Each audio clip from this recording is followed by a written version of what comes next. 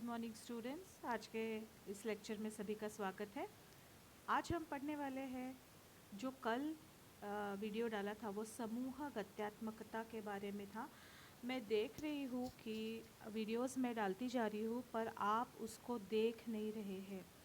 मुझे पता चल जाता है किसने वीडियो देखा है और कितने बच्चों ने देखा है, और वहाँ पे मुझे क्लियरली दिख रहा है कि बहुत ही कम बच्चे वीडियोस देख रहे हैं। अगर आप इंटरेस्टेड नहीं हैं तो आप मुझे वैसा क्लियरली बता दीजिए ताकि मैं ये सारी एक्सरसाइज ना करूँ। आपके लिए पहले ये थ्योरी बनाओ जो आपको वीडियो के पीछे दिखती है, फिर उसको समझाओ। ये सब करने की मुझे ज़रूरत नहीं होगी। अगर आप इंटरेस्टेड नहीं हैं तो आप क्लियरली बताओ, और ऐसे दिख तो रहा है फ़िलहाल कि आप लोग बिल्कुल इंटरेस्टेड नहीं है क्योंकि वीडियोस बहुत कम बच्चे देख रहे हैं। सिंगल डिजिट्स में वीडियोस देखे जा रहे हैं। इसलिए अगर इसी तरह से चलता रहा तो मैं इस रिवीजन को यहीं पे रोक दूंगी और आगे से आपको कोई वीडियोस डालूंगी नहीं मैं, और आपको देखने का कष्ट भी नहीं होगा। बाद में एग्ज़ाम को कैसे फेस करना है ये आप अपना अपना देख लीजिए। तो जो कल का वीडियो था वो समूह गत्यात्मकता या ग्रुप डायनामिक्स के बारे में था। अब हम पढ़ेंगे कि ग्रुप्स को कैसे क्लासिफाई किया जाता है, समूहों का वर्गीकरण किस तरह से होता है। तो पहला जो है वो है फॉर्मल एंड इनफॉर्मल, यानी कि औपचारिक और अनौपचारिक समूह। औपचारिक मतलब कि फॉर्मल ग्रुप और अनौपचारिक मतलब कि इनफॉर्मल ग्रुप। तो ये दोनों ही ग्रुप्स संगठन के भीतर ही बनते हैं। औपचारिक समूह संगठन के जो अलग अलग कार्य दिए जाते हैं उनकी पूर्ति के लिए बनाए जाते हैं। ये समूह संगठनात्मक ढांचे का हिस्सा होते हैं। औपचारिक groups, formal groups are formed to fulfil the objectives of the organisation and they are a part of the organisational structure. इनके 3 उपवर्ग हैं, इनके और क्लासिफिकेशंस है किसके, फॉर्मल ग्रुप्स के, और वो है समादेशन समूह या कमांड ग्रुप। तो कमांड ग्रुप में वो लोग आते हैं जो कमांड्स देते हैं, यानी कि मैनेजर्स, और उनके अधीनस्थ जिनको नियंत्रण करना है, प्रत्यक्ष नियंत्रण वाले अधीनस्थ शामिल होते हैं। Command groups include managers and subordinates who control. इसमें प्रबंधक एवं प्रत्यक्ष नियंत्रण वाले अधीनस्थों को शामिल किया जाता है। इसके बाद सेकंड है कार्यदल या टास्क फोर्स, और तीसरा है कमिटी। अब ये जो दो है, कार्यदल या टास्क फोर्स और कमिटी यानी कि समितियाँ, इन दोनों का ही गठन विशिष्ट कार्यों की पूर्ति के लिए किया जाता है। They are form to complete certain specific work of the organisation. अब अनौपचारिक समूह या इनफॉर्मल ग्रुप्स, ये वो समूह हैं जो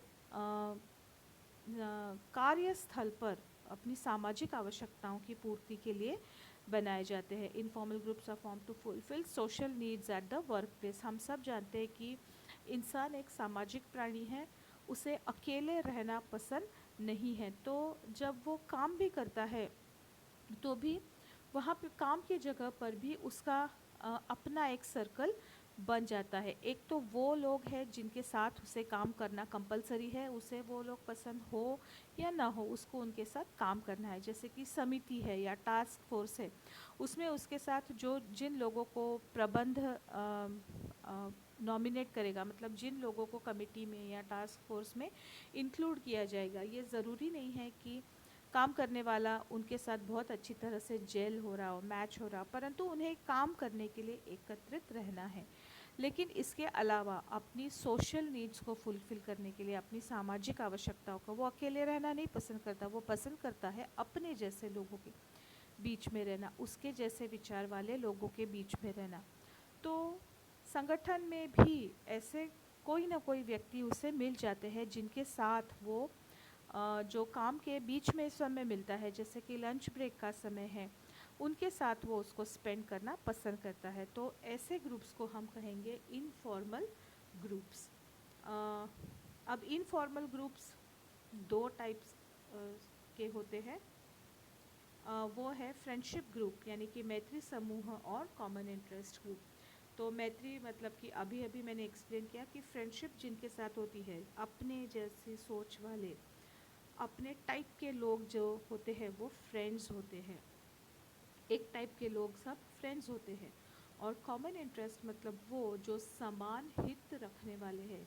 समान हित, ओ नो ये फिर से आ गया, समान हित रखने वाला ग्रुप है कॉमन इंटरेस्ट ग्रुप। जैसे किसी संगठन में कोई एक पॉलिसी है और उस पॉलिसी को एक्सेप्ट करना या नहीं करना ये चॉइस है लोगों के पास।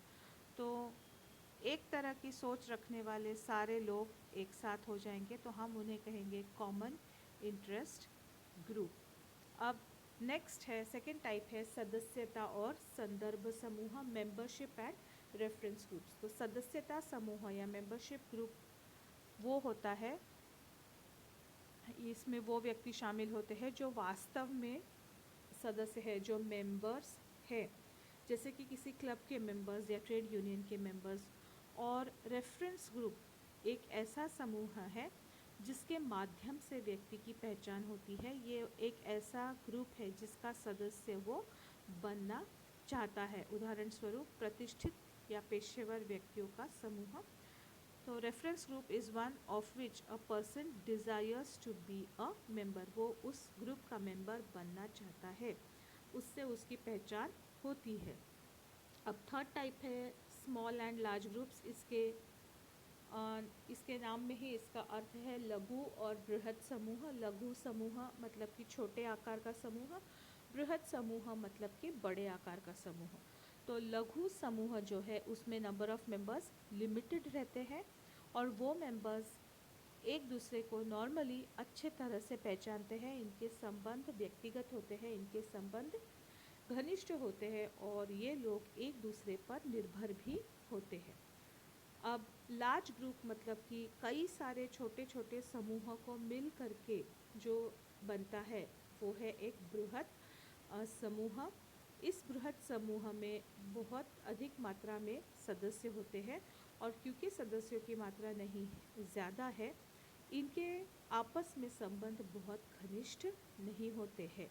Large groups are formed by several small groups and interpersonal relationships are not very close. अब चौथे टाइप का जो है वो है प्राइमरी एंड सेकेंडरी ग्रुप्स, यानी कि प्राथमिक और द्वितीयक समूह। तो प्राथमिक समूह मतलब किसी भी व्यक्ति के इमीडिएट आजू बाजू का जो समूह होता है वो उसका प्राथमिक समूह होता है। जैसे कि आप घर में हैं तो आपके घर के सदस्यों का एक समूह है, ये एक लघु समूह के समान होता है और वो कहलाएगा आपका प्राथमिक समूह। आपके घर में आपके फैमिली मेम्बर्स, जब आप स्कूल या कॉलेज जाते हैं तो आपके फ्रेंड्स का एक ग्रुप होता है जो इमीडिएट नेक्स्ट है आपके, तो वो जो मैत्री समूह है वो कहलाएगा आपका प्राइमरी ग्रुप। इसमें सदस्य कम होते हैं और उनकी घनिष्ठता अच्छी होती है, उनकी रुचियाँ और लक्ष्य समान होते हैं। एग्जाम्पल परिवार यानी कि फैमिली एंड फ्रेंडशिप ग्रुप्स। जो सेकेंडरी ग्रुप्स है वो प्राइमरी ग्रुप्स के कंपैरिजन में बड़े होते हैं और इनके बीच के आपस के संबंध इतने घनिष्ठ नहीं होते हैं। फॉर एग्ज़ाम्पल एक कंपनी में काम करने वाले कई हज़ारों लोग हैं तो उनका एक सेकेंडरी ग्रुप होता है, मतलब कि वो अपने आप को सभी आइडेंटिफाई करते हैं क्योंकि वो एक ही कंपनी के एम्प्लॉयज़ है। इसी तरह एक ही गांव से आने वाले लोग या एक ही शहर के रहने वाले लोग ये बनाएंगे एक सेकेंडरी ग्रुप या द्वितीयक समूह। अब जो लास्ट क्लासिफिकेशन है वो है इन ग्रुप और आउट ग्रुप। इन ग्रुप यानी कि आंतरिक समूह और आउट ग्रुप मतलब कि बाह्य समूह। आंतरिक समूह के सदस्य समाज के प्रचलित मूल्यों का प्रतिनिधित्व करते हैं। इन्हें सामाजिक कार्यप्रणाली में प्रमुख स्थान प्राप्त है, उदाहरण के लिए किसी टीम के सदस्य। और जो बाह्य समूह आउट ग्रुप के व्यक्ति है ये भविष्य में सदस्य बनने के, इन ग्रुप के सदस्य बनने के या अधीनस्थ का पद प्राप्त करने के लिए प्रयत्नशील रहते हैं। ऐसे व्यक्ति दूसरे समूहों के लिए काम करते हैं। तो ये थे समूह के प्रकार।